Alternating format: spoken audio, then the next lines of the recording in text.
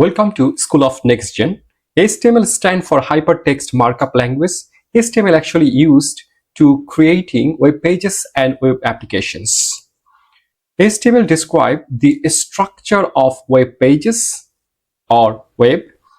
We have seen the right side corner, and the HTML consists of series of elements. The line of the HTML code actually the element, and elements are presented by tags, and the tags considered as the hidden keywords or commands incorporate in HTML code, and the capability to define how the browser will display the contents and formats within the web pages is actually the HTML code.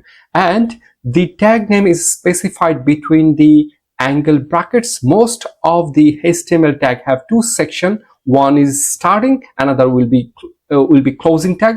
We'll describe a little bit later. And obviously each of the element have, as I said, the starting and the closing tag. Obviously the very first P tag is representing the opening, and the /P is representing the closing tag. Obviously there are two tags we have seen. One is for paragraph tag, another one is heading tag.